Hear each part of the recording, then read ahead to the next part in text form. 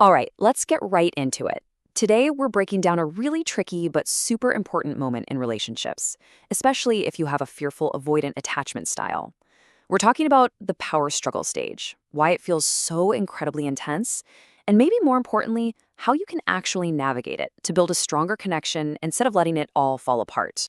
So let's start with this core idea, because it's a powerful one. The power struggle stage isn't a sign that your relationship is failing. It's actually the first moment where the performance stops and the truth has to come out. Think about that for a second. It's not a bug, it's a feature. It means you're finally getting to the real stuff. So, what are we actually talking about here? You know that amazing honeymoon phase, right? Everything's perfect? Well, this is what comes next. It's when the rose-colored glasses come off, your differences start to show, and all those old wounds begin to surface. And for someone who's a fearful avoidant, this can feel like it happens way sooner and way more intensely because the mask has to come off. And here's the thing that is so crucial to get. For a fearful avoidant, the feeling of threat isn't coming from the idea that the relationship is wrong. Now, the real threat is that genuine, deep vulnerability is finally being asked of them. The fear isn't about their partner. It's about the closeness that real commitment starts to demand. Okay, so to really understand this reaction, we've got to look under the hood, right? Let's get into the why behind the struggle. We're about to break down the specific core fears and old wounds that get lit up when the relationship starts to get real. I think this quote just says it all, really. Fearful avoidants do not fear love. They fear what love has historically cost them. It's not about rejecting the person in front of them. It's a deep, protective survival response that's projecting the pain of the past onto the present moment.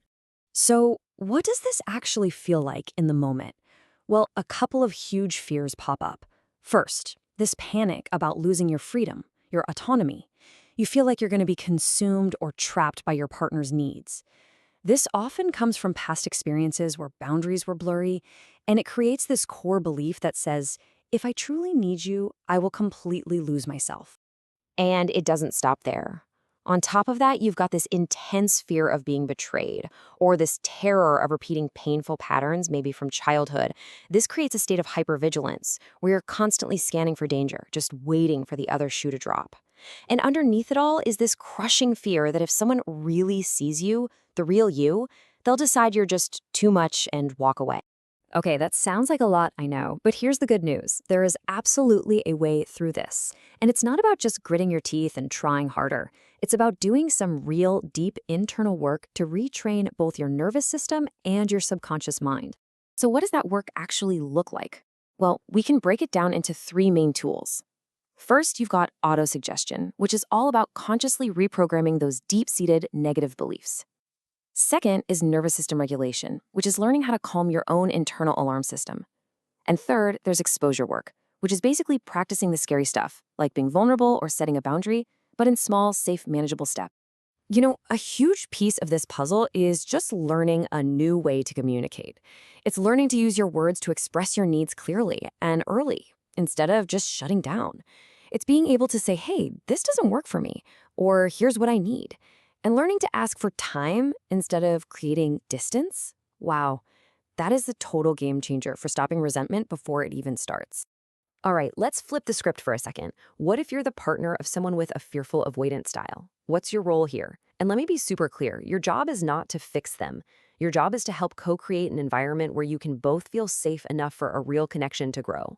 And there's this really great, simple framework for this called the 4Cs. First is consistency. Being predictable is like a soothing balm to an anxious nervous system. Then there's consideration, respecting their need for space and not pressuring them. Context is huge. Simply explaining why you're doing something can stop their brain from jumping to the worst-case scenario. And finally, congruence. Just do what you say you're going to do. It's that simple. That's how you build real, lasting trust. So, when you put all of this together, you get this amazing reframe. You start to see the power struggle not as an obstacle you just have to survive, but as something with a real purpose.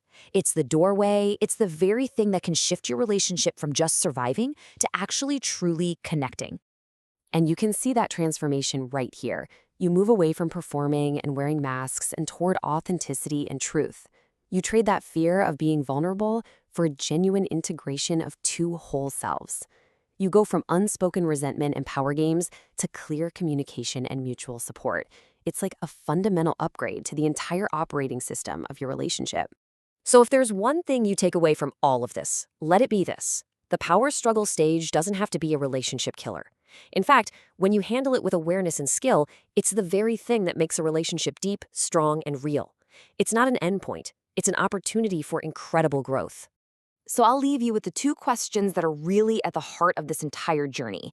It's not about who has control. It's about integration. And what this stage is really asking is this.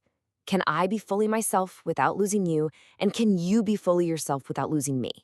Answering that together, well, that's what building a thriving connection is all about.